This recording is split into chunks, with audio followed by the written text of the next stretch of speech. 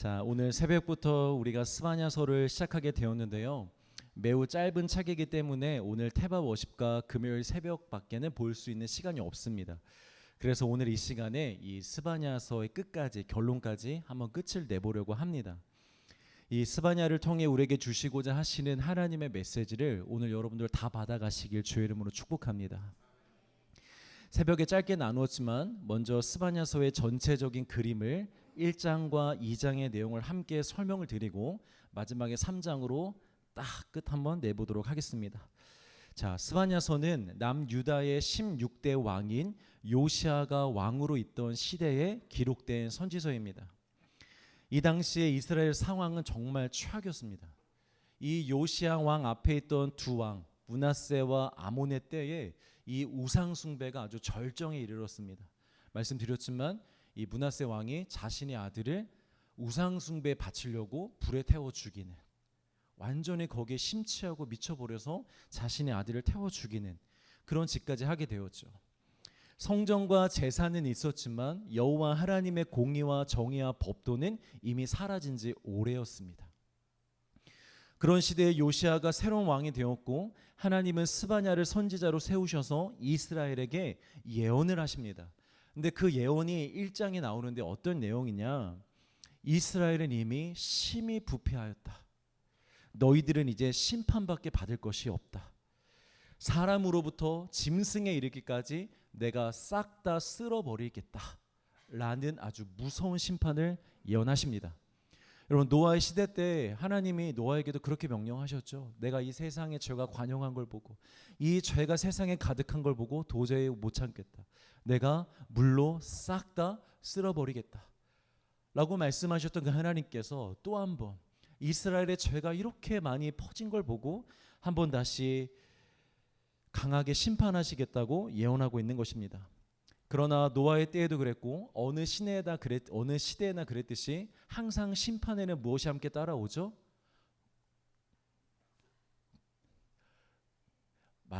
뱉으세요. 구원 맞습니다. 아주 잘하셨습니다. 형제님 이거 하나 꼭 가져가세요. 끝나고. 네. 꼭 가져가세요. 맞습니다. 심판에는 항상 구원이 따르는 법입니다. 우리 스바냐서 2장 1절에서 3절 같이 한번 읽어보겠습니다. 시작.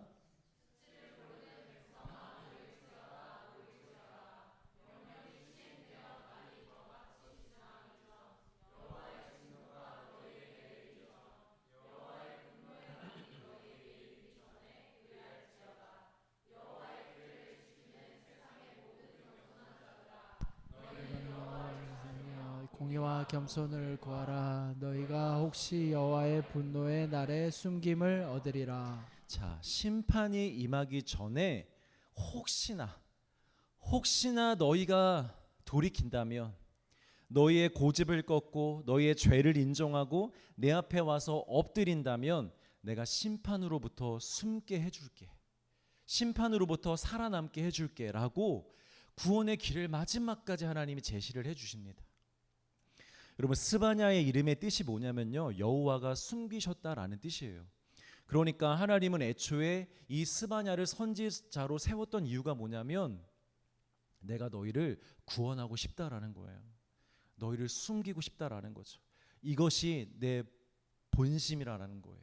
너희를 멸망하고 심판하고 징벌하는 게 나의 본심이 아니라 진짜 내 본심은 스바냐, 너희를 숨기고 싶다.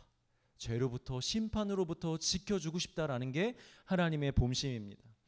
예레미야 29장 11절에 이런 말씀이 나와 있죠. 너희를 향한 나의 생각을 내가 아나니 평안이요 재앙이 아니니라. 너희에게 미래와 희망을 주는 것이니라. 할렐루야.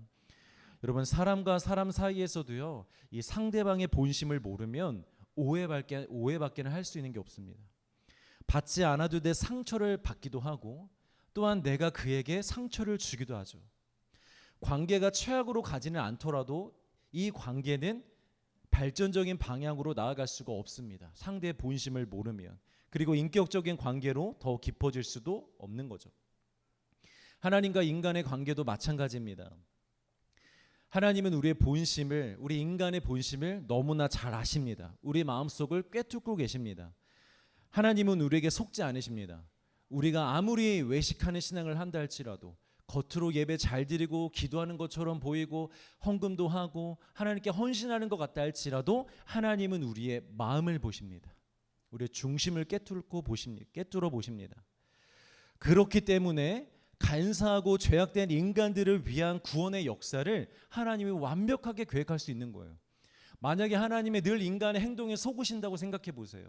마음의 본심을 모르고 겉으로 드러나는 행동만 보시고 구원의 계획을 짜셨다면 이렇게 완벽하게 짤 수 없었다라는 거죠. 우리의 연약함을 아시기 때문에, 바닥까지 다 알고 계시기 때문에 우리를 위한 구원의 계획을 완벽하게 짜신 것입니다. 그리고 실행하는 건 역시도 완벽하게. 인간이 어떻게 행동할지, 내가 독생자 예수를 보냈을 때 이 사람들이 예수를 어떻게 대할지, 좋게 대할지 나쁘게 대할지, 받아들일지 안 받아들일지, 십자가에 못 박을지 아니면 왕관을 씌워줄지 하나님은 정확히 알고 계시기 때문에 예수님도 보낼 수 있었던 거예요. 그리고 그대로 예수님이 십자가 달려 죽으시고 구원이 완성되고 앞으로도 완성이 되는 것입니다. 믿으시면 아멘. 그런데 반대로 인간은 하나님의 본심을 절대로 잘 모르는 것 같아요. 배워서 들어서 지식으로는 알고 있지만 그저 머릿속에 있는 여러 정보들 중에 하나일 뿐입니다. 우리 머리에는 하나님의 본심, 배워서 알고 있는 하나님의 본심뿐만이 아니라 다른 정보들도 함께 들어 있습니다. 첫 번째, 우리가 상상하고 생각하여 만들어낸 정보들. 두 번째, 거짓된 세상에 심어준 잘못된 정보들. 이런 아담과 하와를 한번 생각해 보시겠어요? 아담과 하와도요, 이 세 가지의 정보를 다 가지고 있었어요. 선악과를 먹으면 안 된다, 먹으면 죽는다 라는 하나님으로부터 나온 진리의 정보. 그것도 머리에 있었고요. 저 열매는 이쁘게 생겼어, 보기 좋게 탐스럽게 생겼어, 그래서 내가 저걸 먹으면 나에게 유익할 거야 라고 스스로 상상하고 생각해낸 정보 하나. 그리고 저것을 먹으면 하나님과 같은 존재가 되는 거야 라는 사탄이 심어준 거짓된 정보 하나. 이 세 가지의 정보가 아담과 하와 머릿속에 있었던 거예요. 그런데 아담과 하와가 어떤 정보를 선택한 거예요? 자신이 만들어낸 생각과 사탄이 준 거짓 정보를 택한 거예요. 왜 그들은 그 정보를 택했을까요? 정말 하나님, 아담과 하와가 죽을 것을 아시기에 그들을 지키고자 하셨던 하나님의 본심을 몰랐기 때문이에요.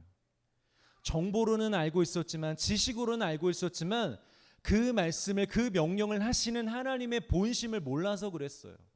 하나님은 아담과 하와가 정말 죽을 걸 알기에 너희들 이거 먹으면 정말 죽는 거야, 먹지 마 라고 강력하게 얘기하신 건데, 아담과 하와가 하나님의 본심을 몰랐던 거예요. 정보는 알고 있었지만. 그저 아담과 하와에게는 단순한 금지 상황이었습니다. 그냥 먹지 마, 금지해, 그런 금지 상황이었어요.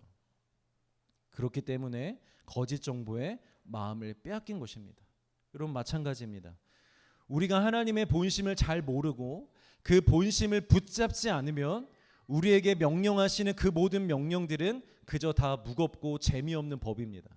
너무 재미없습니다. 세상에 이렇게 재미없는 법이 없고 이렇게 무거운 짐이 없습니다.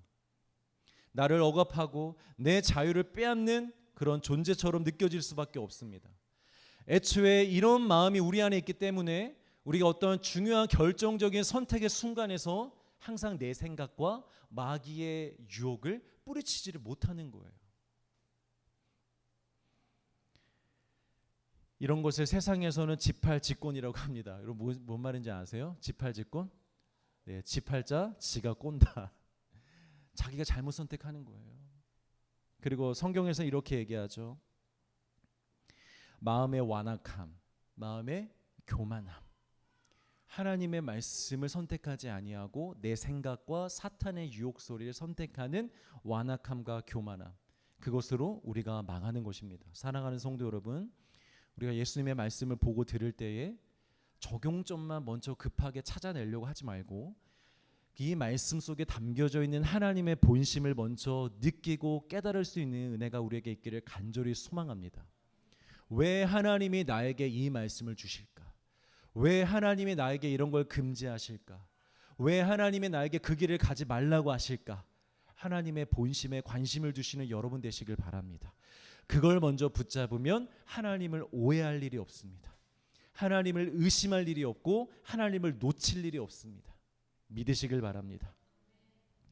하나님의 본심은 심판이 아니었습니다. 그들을 구원하시는 것이었습니다. 그래서 하나님은 스바냐와 요시야를 통해 다시 한번 종교 개혁을 일어나도록 하셨습니다. 그리고 이 종교 개혁은 약 100년 전에 히스기야 때에 일어났던 종교 개혁과 비교했을 때도 오히려 더 나은 종교 개혁이었습니다. 한번 비교를 한번 사진을 보면서 보도록 할게요. 설명을 좀 드리면 히스기야 100년 전에 히스기야 때에 똑같은 상황에서 종교 개혁이 한번 일어났어요. 그리고 100년 후에 이제 스바냐를 통해서 다시 한번 종교 개혁을 일으키려고 하는 거예요. 그리고 실제로 스바냐 때에 종교 개혁이 일어났습니다. 좀 비교를 해보자면 히스기야 때는요 제한적이었습니다. 이스라엘 전 지역에서 일어난 종교 개혁은 아니었고 수도권을 중심으로 일어난 종교 개혁이었어요. 그러나 요시야 때는요 전국적으로 일어났습니다. 전 백성들이 종교 개혁에 참여했습니다. 그리고 철저함을 보면 히스기야는 아주 급하게 빠르게 진행이 됐습니다. 짧은 시간 안에. 그런데 요시야 때는 매우 철저하게 준비가 되었고 제도적인 것부터 하나하나 차례대로 다 바꿔가면서 제대로 종교 개혁을 일으켰습니다. 그리고 그 결과를 보면 히스기야 때는 1분만 회복이 되었습니다. 그리고 성전 정화 바알과 아세라 상을 없애기는 했지만 모든 백성이 참여하지 않았습니다. 그러니까 지방에는 여전히 바알과 아세라가 존재했었다는 거예요. 그런데 요시야 때는요 백성 전체가 참여하고 거의 대부분의 우상이 다 사라졌고 폐기가 되었고 성전 제사가 회복이 되었고 율법 전반적인 말씀들이 다 회복이 되었습니다. 결론입니다. 요시야 때에 지방에 있는 산당도 다 철폐가 되었고요. 바알과 아세라 등의 우상도 다 제거가 되었고 성전은 정결하게 되었고 유월절을 회복하는 등 겉으로 보면 너무나 완벽한 종교 개혁이 일어났던 것입니다. 그런데 단 하나가 부족했습니다. 겉으로 보면 완벽했지만 단 하나가 부족했습니다. 그것이 무엇이었는지 예레미야가 같은 시대에 사역하던 예레미야가 말씀을 해주고 있는데요. 우리 같이 한번 보겠습니다. 예레미야 3장 10절입니다. 시작.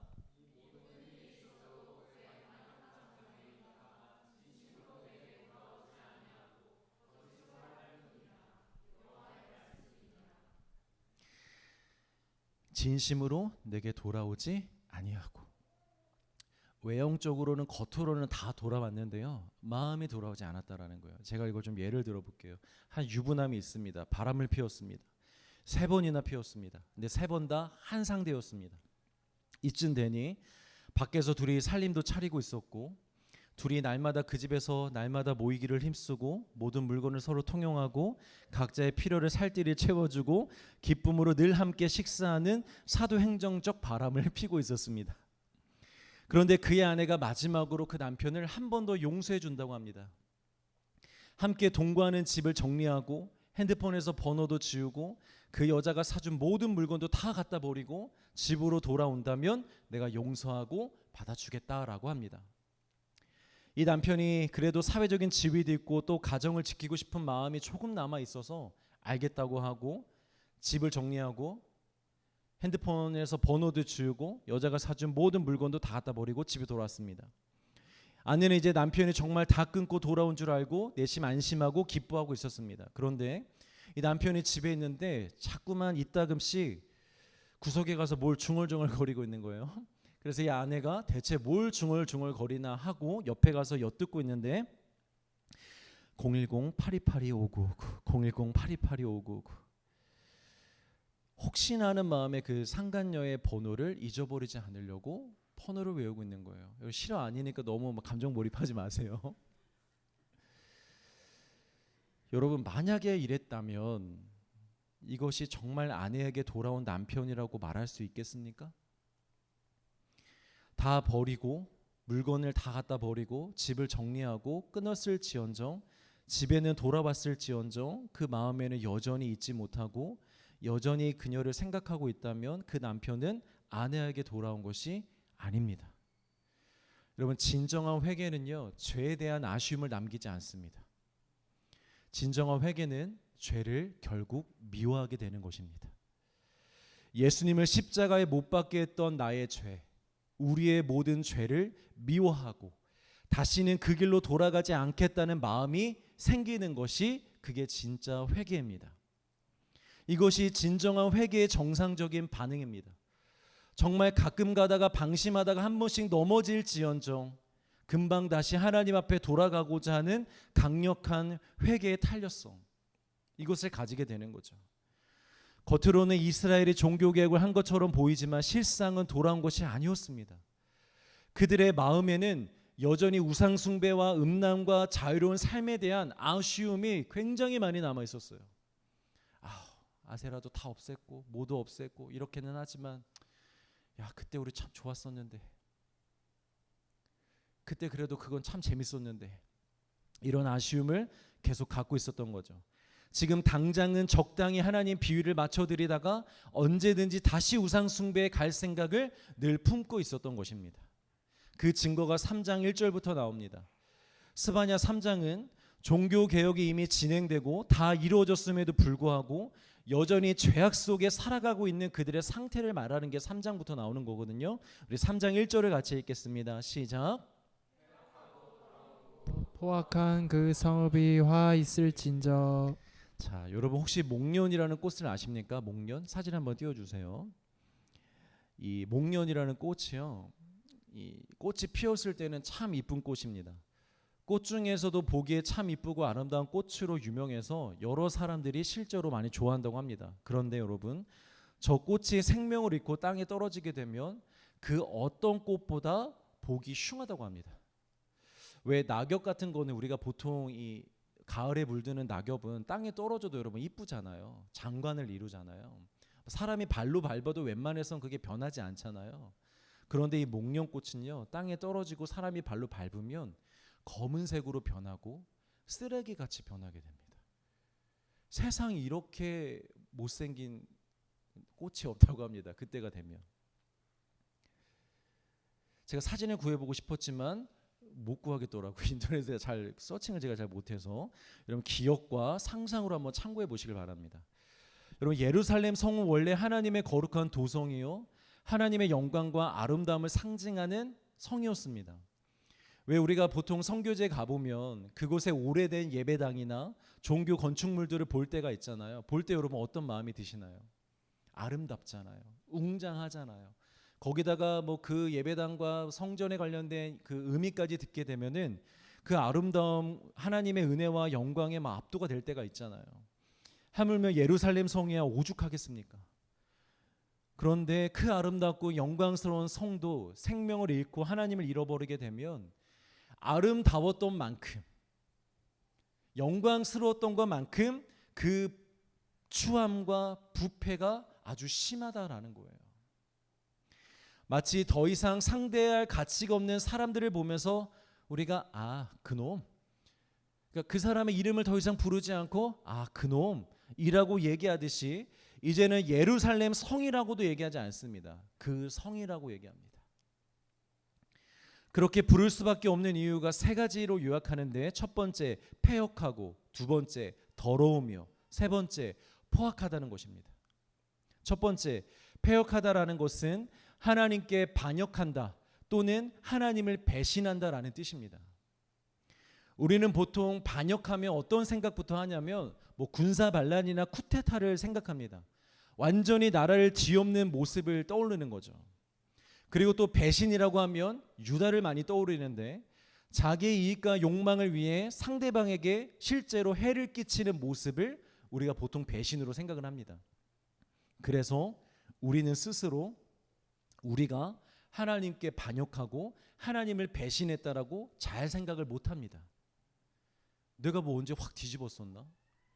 내가 언제 하나님에게 크게 해를 끼쳤었나? 난 그러진 않은 것 같은데 하면서 우리의 행동이, 우리의 죄가 반역이자 배신이라는 생각을 아예 못한다라는 거죠. 잘못은 했지만 그냥 아이가 부모님 말씀 조금 안 들은 정도의 사소한 잘못으로, 그 정도로만 생각을 합니다. 그러나 여러분, 하나님은 우리의 아버지이시기도 하지만 하나님은 우리의 왕이십니다. 왕정 국가에서는 작든 크든 왕의 명령을 따르지 않는 모든 것이 곧 반역입니다. 아무리 쿠데타를 일으키지 않아도, 나라를 뒤엎지 않아도, 왕권에 도전하지 않아도 왕이 명령을 하는데 내 삶의 자리에서 나는 모르겠다, 나는 왕의 명령을 지키지 않겠다 하는 것 자체가 여러분 반역입니다. 그리고 하나님은 우리의 창조주이시고 주인이십니다. 그분 외에 우리가 다른 것을 의지하는 것은, 그것이 우상이든 돈이든 관계든 명예든 그 무엇이든, 우리가 하나님을 의지하지 않고 창조주를 의지하지 않고 다른 것을 의지한다면 그것은 배신입니다. 그런 점에서 오늘날 이 시대의 교회와 크리스찬들도 굉장히 패역한 시대라고 말할 수 있습니다. 예수님의 말씀은 무거우며 다 지키기 어렵다고 생각하면서 많은 크리스찬들이 날마다 불순종의 반역을 너무나 자연스럽고 당연하게 행합니다. 우린 연약하니까 말씀을 어떻게 다 지켜? 난 아직 청년인데, 난 아직 리더도 아닌데. 그러면서 하나님과 예수님의 말씀을 지키는 데에 우리는 열심을 다하지 않습니다. 적당히 합니다. 그리고 그것을 대단한 반역이라고 느끼지도 않습니다. 또한 유다가 예수님을 팔아 십자가에 못 박히게 했던 것처럼 예수님의 이름으로 사탄이 요구하는, 사탄이 원하는 세상의 것을 더 얻고 이루려고 하죠. 여러분, 이것은 배신입니다. 예수님의 이름을 파는 거예요. 예수님의 이름으로 사탄이 원하는 걸 기도한다라는 건 예수님의 이름을 모독하는 것이고 예수님의 십자가를 무시하는 것이며 예수님을 배신하는 것입니다. 또 예수님보다 이 세상의 것을 더 의지하는 건 역시도 배신입니다. 사람을 더 의지하고, 남편을 더 의지하고, 아내, 남자친구, 여자친구, 나의 베프, 사람들, 돈, 명예, 그 무엇이 되었든 예수님보다 우리가 더 많이 생각하고 의지하고 있다면 그 역시 예수님을 배신하는 것입니다. 예수님은 우리의 죄 때, 그런 죄 때문에 죽으셨는데 우리가 그런 반역과 배신의 죄를 이 땅에서 행할 때마다 예수님의 손에 박힌 못을 우리는 계속 망치로 때리고 있는 것입니다. 두 번째, 더럽다는 것은 영적으로 더러움을 말하는 것입니다. 여러분, 더러움에도 종류가 있습니다. 외부에서 더러운 것이 묻어서 더러워진 상태의 더러움이 있습니다. 이런 더러움은 닦아주면 됩니다. 그리고 웬만해서는 향수나 디퓨저로 가릴 수 있습니다. 그런데 그 자체가 부패하고 썩어버린 더러움은 닦을 수가 없습니다. 다른 향으로는 감출 수도 없습니다. 예를 들면 사람의 시체가 그렇고요, 썩은 음식이 그렇습니다. 사람의 시체는요, 여러분, 땅을 파고 시체를 묻고 그 위에다가 시멘트를 막 한 다음에 또다시 흙으로 덮어도 냄새는 난다고 합니다. 그만큼 이 부패한 냄새가 말도 못합니다. 여기서 말하는 영적 더러움은 바로 이런 더러움을 말하는 것입니다. 하나님을 떠나 생명을 잃으면 우리는 죽습니다. 영적인 시체가 되는 것입니다. 여러분, 시체는 육이나 역이나 반드시 썩은 냄새가 납니다. 그래서 영이 죽으면 그 사람의 입에서, 말에서, 행동에서, 삶에서 더러운 냄새가 납니다. 아무리 그건 가리고 싶어도 가려지는 것이 아닙니다.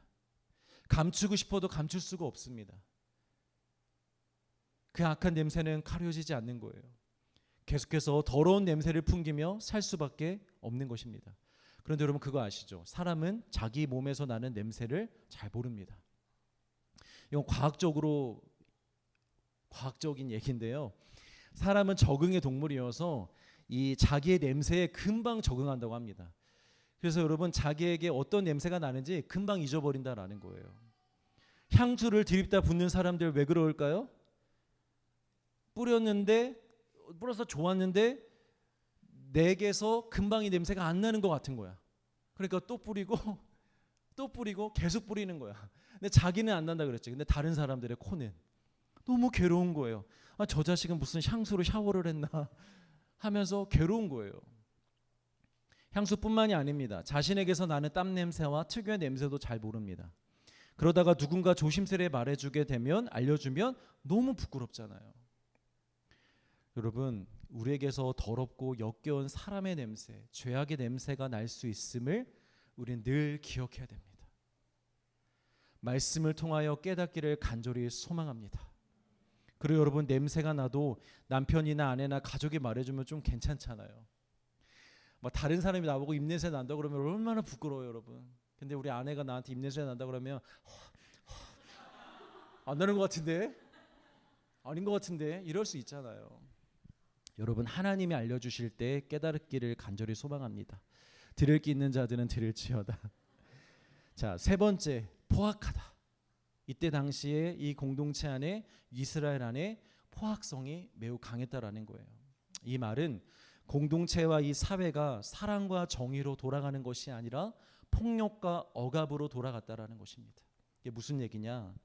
당시의 왕이나 권력자들이나 종교 지도자들은 연약한 백성들과 가난한 자들의 것을 착취하는 자들이었습니다.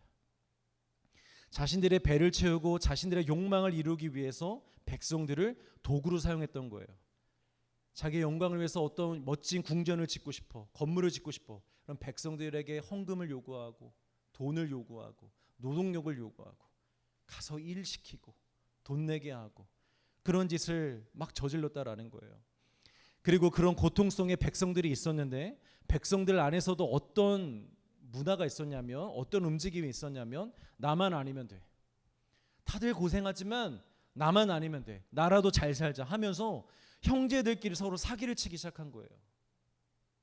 서로 빼앗고, 서로 도둑질하고, 폭력을 행사하는 일들이 너무나 많았습니다. 여러분, 위에서부터 은혜가 흘러가야 됩니다. 위에서 은혜가 흘러가지 않으면 밑에 있는 사람들은 여러분 무엇으로 살 수밖에 없냐면 폭력으로밖에 살 수 없어요. 억압으로밖에 살 수 없어요. 그래서 목회자가 중요하고 리더십이 중요한 겁니다. 목회자와 리더십의 관계가 행복한 교회는 성도들도 행복합니다. 그러나 목회자와 리더십의 관계가 좋지 않으면 성도들이 불행합니다. 은혜가 흘러가지가 않는 거예요. 우리 교회가 그런 교회 되길 간절히 소망합니다. 목회자와 리더로부터 하나님의 은혜가, 사랑의 은혜가 강물과 같이 흘러가고, 그 은혜가 또 우리 성도들에게 강물과 같이 흘러가서 이곳에 오는 자들마다 은혜를 누리고 사랑을 누릴 수 있는 그런 교회가 되기를 간절히 소망합니다. 그런데 오늘날의 대부분의 교회의 모습은 그렇지 않습니다. 세상 정치는 말할 것도 없고 교회도 마찬가지예요. 목회자들과 일부 리더십들이 자신의 배를 채우고 하나님의 비전이 아닌 자신들의 비전을 위해 성도들에게 헌금을 착취하고, 시간을 착취하고, 헌신을 착취하고, 삶을 착취하고, 예수님이 아닌 목회와 시스템을 섬기고 충성하도록 만드는 일들이 얼마나 많이 벌어지고 있는지 모릅니다. 이것은 분명 폭력입니다. 순종과 복을 빌미로 성도들에게 폭력을 행사하고 있는 것입니다. 그리고 이 문제는 지도자에게서 끝나지 않습니다. 성도들까지도 포악해져 가고 있습니다. 성도들도 자신도 모르게 영혼과 복음이 아니라 이제는 일과 사역에만 집중하는 일이 생겼고, 그 일과 사역을 하는데 도움이 안 되고 방해가 되는 것 같은 사람들을 정죄하거나 쉽게 무시해버립니다. 교회 일에 열심히 참여하지 않는 자들을 보면서 눈치를 주고 압박을 주고 사람들로 하여금 기쁨이 아니라 억지로 신앙생활을 하도록 만듭니다. 여러분, 이것은 폭력입니다. 저도 정말 다시 한번 돌아보게 됩니다. 깨어 있어야 될 것 같습니다. 잘 분별하여 생명과 영혼을 위한 권면과 말씀 증거에는 담대하겠지만 하나님의 뜻 이상으로 성도들에게 폭력이 되지 않도록 저와 여러분들도 함께 분별할 수 있기를 간절히 소망합니다. 이어서 나오는 2절부터 4절까지는 다 이런 내용입니다. 그들의 실상을 고발하는 거예요. 종교개혁으로 겉으로는 변화가 되었지만 실제로 그들은 여전히 하나님의 명령을 듣지 않고 있습니다. 하나님의 말씀에 불순종하고 있습니다. 그리고 그들은 교훈을 받지 않습니다. 하나님의 지혜를 의지하지 않는다라는 거예요. 어떤 삶의 문제 가운데 하나님의 지혜로, 하나님의 말씀으로 이런 걸 선택해봐, 이런 길을 걸어가 봐봐, 여기 하나님의 뜻이 있어라고 교훈을 줘도, 가르쳐줘도 그 지혜를 따르지 않았다라는 거예요. 자신의 생각을 따랐다라는 거죠. 또 여호와를 의뢰하지 않습니다. 이것은 무슨 말이냐면 하나님의 방법이 아니라 세상의 방법을 선택했다라는 거예요. 하나님께 가까이 나아가지도 않았다. 이 말은 무엇이냐? 하나님을 사랑하지 않았다라는 거예요. 여러분, 사랑하면 가까이 가잖아요. 근데 사랑하지 않으면 굳이 가까이 가지 않습니다. 부르면 뭐 오든가, 일이 있을 때나 가지. 그 외에는 자기가 먼저 가는 일이 없잖아요. 하나님께 가지 않았다라는 건 하나님을 사랑하지 않았다라는 거예요. 말로는 여호와를 경외한다고 했지만 뒤로는 성소를 더럽히고 율법을 범하였습니다. 그래서 결론은 그들은 심판을 받을 수밖에 없다라는 거예요. 하나님의 진노를 그들에게 쏟을 수밖에 없다는 것입니다. 여러분 기억하십시오. 죄가 해결되지 않으면 반드시 심판을 받습니다. 대충 외식하는 것으로, 비위를 맞추는 것으로, 흉내만 내는 것으로는 우리의 죄가 결코 해결되지 않습니다. 여러분. 흉내내는 그리스도인 여러분 절대 구원받지 못합니다. 진정한 회개를 하지 않는 자들은 여러분 절대 구원받지 못합니다.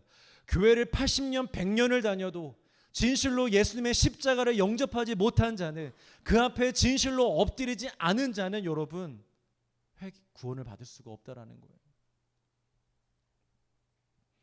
제 위에는 반드시 하나님의 진노가 쏟아집니다. 그리고 하나님의 불에 의하여 소멸될 수밖에 없는 것입니다. 그런데 하나님의 사전에 포기란 없습니다.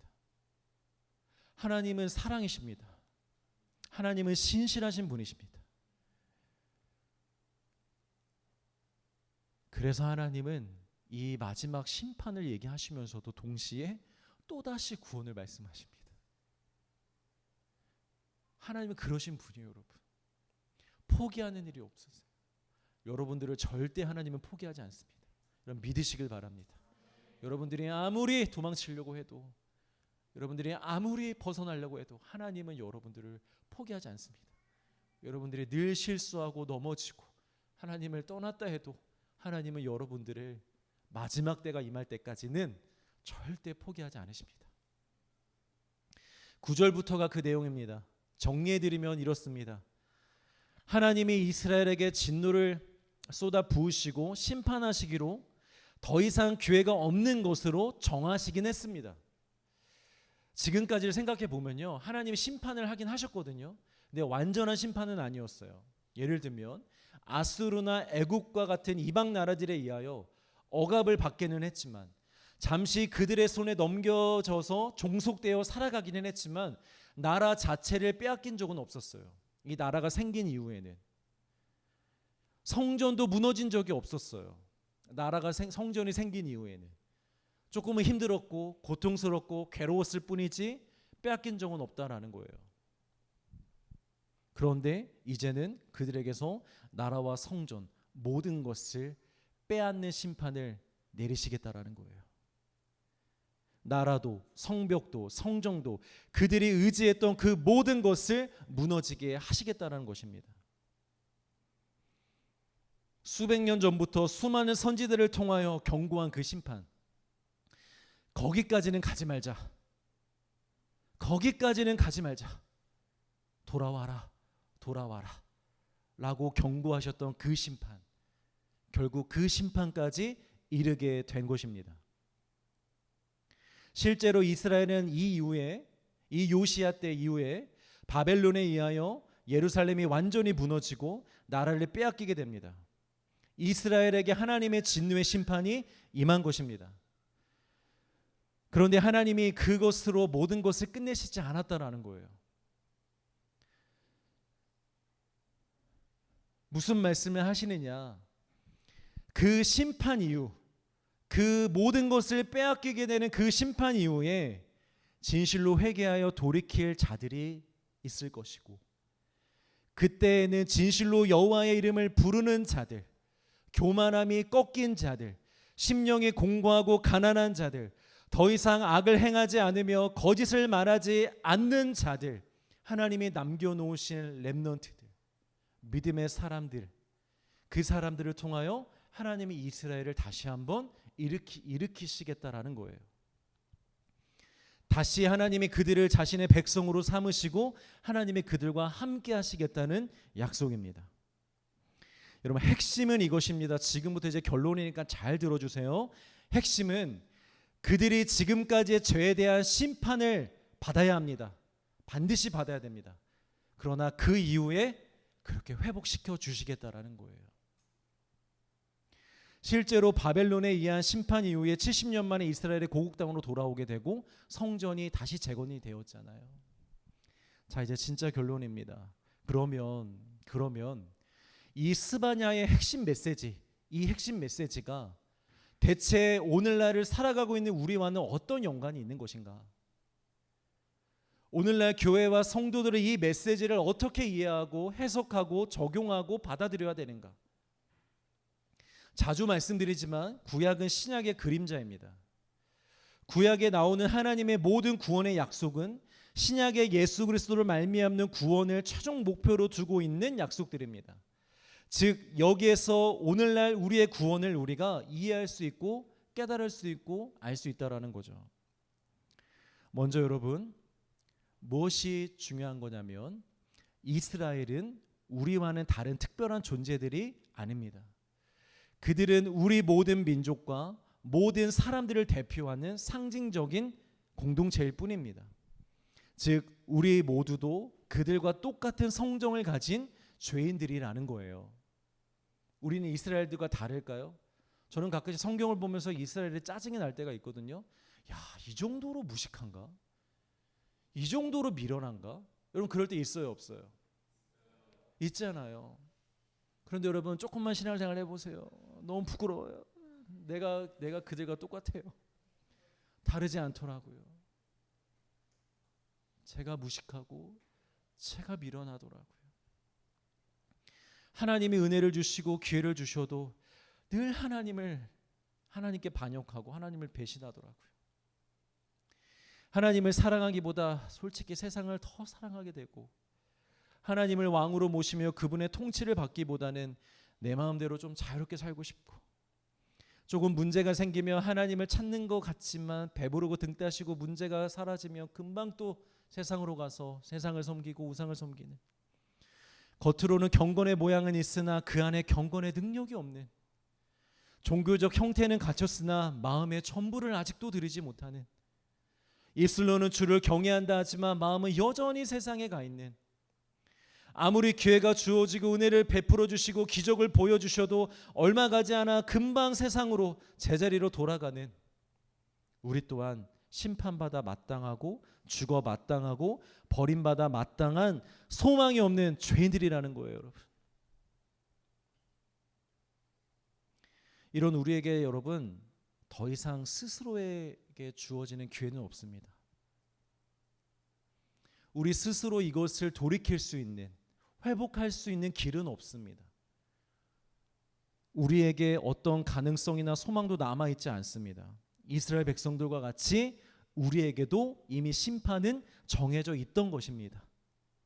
그러나 그 심판 이후에 하나님이 어떤 자들을 남겨놓으신다라는 거예요.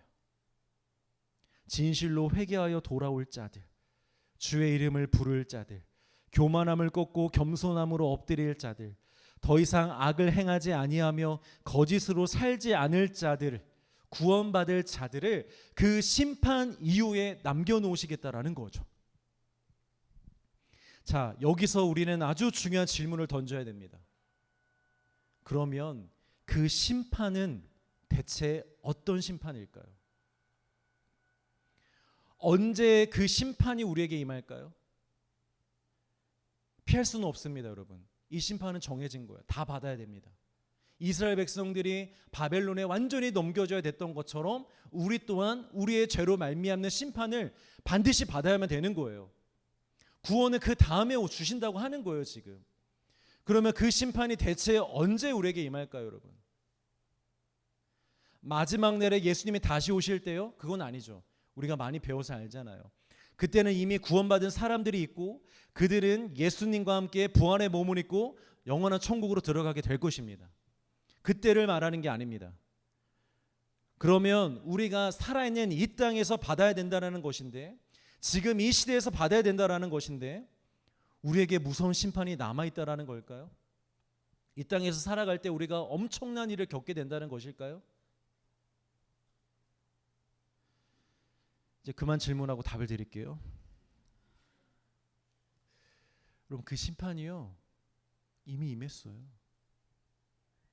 하나님의 심판이, 죄인들을 향한, 우리를 향한 하나님의 심판이 이미 우리에게 임했어요, 여러분.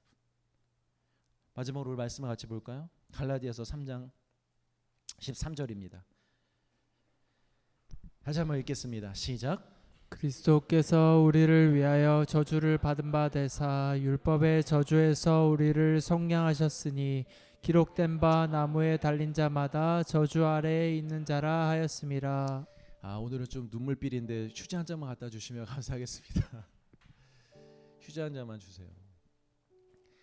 자, 여러분 이 말씀을 잘 보십시오. 저주 아래 있다는 것은 여러분 심판 아래 있다라는 거예요. 그 저주의 나무에서 예수님께서 우리를 대신하여 심판을 받으셨다는 것입니다. 여러분, 우리는 이미 심판을 받은 거예요. 우리 입장에서는 2000년 전에 예수님이, 스바냐 시대의 이스라엘 백성들의 입장에서는 수백 년 후에 오신 그 예수님이, 아브라함의 입장에서는 수천 년 뒤에 오신 그 예수님이, 모든 인간들의 인생을 기점으로 전이든 후든 그들을 위해 이 땅에 오신 예수님이 십자가에서 우리의 모든 죄를 다 뒤집어 쓰시고, 그 죄를 향한 하나님의 진노, 죄는 반드시 진노를 쏟아 부어야 되고 심판해야 되는 그 하나님의 진노와 심판이 그 예수님의 머리 위로, 십자가 위로 다 쏟아 부어졌다라는 거예요. 할렐루야, 할렐루야. 우리가 받았어야 될 심판을 우리 구주 예수 그리스도께서 받으신 것입니다. 내가 있어야 될 그 자리, 내가 못 박혔어야 됐을 그 자리, 저주를 받았어야 될 그 자리, 단순한 고통이 아니라 사망과 지옥에 들어갔어야 되는 그 자리에 우리 예수님께서 우리의 모든 죄를 다 짊어지시고 그 죄를 향하여 하나님이 진노를 쏟아 부으시는 것을 그대로 다 받으셨다라는 거예요. 라마 사박다니 어찌하여 아버지 나를 버리시나이까. 어찌하여 나를 버리시나이까. 하나님이 예수님을 저주하신 거예요. 버리신 거예요. 지옥에다가 던지신 거예요. 이 죄아가 지옥으로 떨어져라. 예수님을 보고 이 죄덩어리야, 이 죄악들아 지옥으로 떨어져라 하면서 진노를 하신 거예요.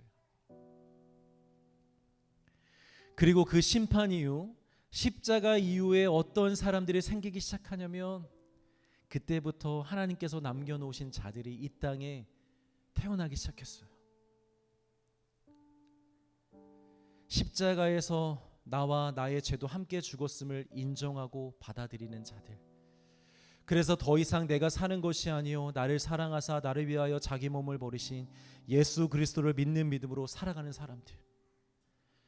이제 더 이상 나는 죄와 상관없는 사람이야, 난 새 사람이 되었어, 난 이제 거룩한 사람이야 라고 고백하며 거룩을 향하여, 죄를 향하여가 아니라 거룩을 향하여 담대하게 살아가는 자들.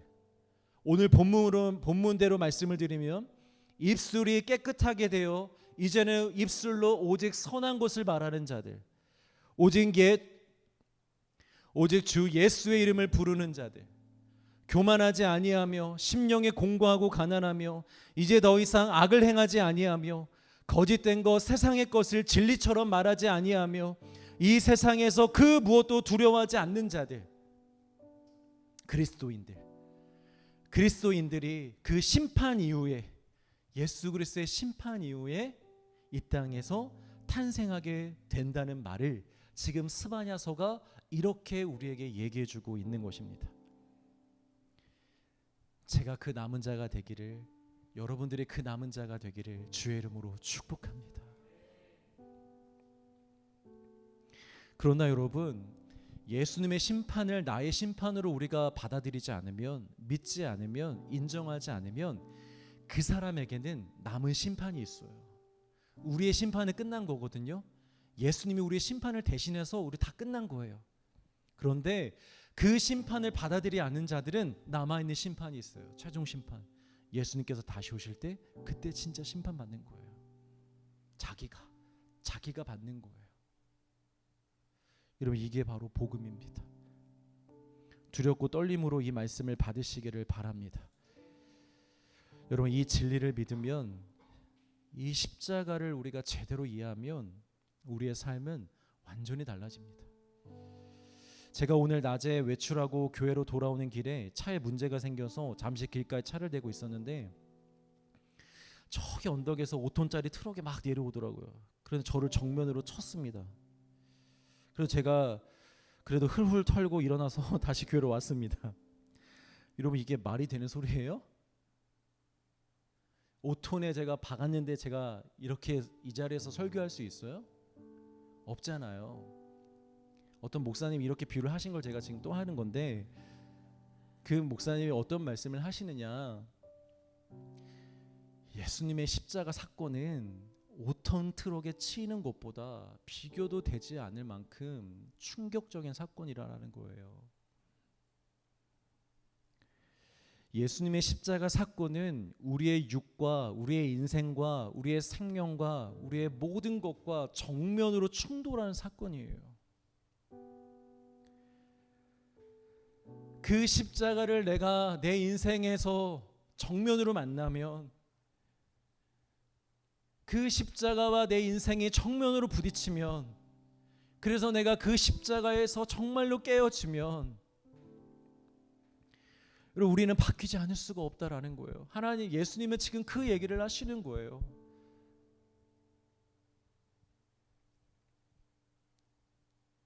여러분, 우리가 죽지 않을 수가 없어요. 우리를 대신하여 그 심판을 받으신 여러분, 예수님을 우리가 믿는데, 그 예수님을 우리의 마음에 모셨다고 하는데, 그 예수님 날마다 생각하면서 우리 어떻게 이렇게 살아가요? 실수할 수 있어요. 넘어질 수 있어요. 그건 괜찮아요. 그런데 아직도 어떻게 우리가 여전히 죄를 사랑하며 세상을 살아가며 세상을 의지하며 거기서 즐기며, 왜 나에게 하나님 안 해주시냐고, 왜 나를 안 도와주시냐고, 하나님 살아계신 거 맞냐고, 예수님 날 위해 왜 아무것도 안 해주시냐고, 우리 어떻게 감히 그렇게 얘기할 수 있어요?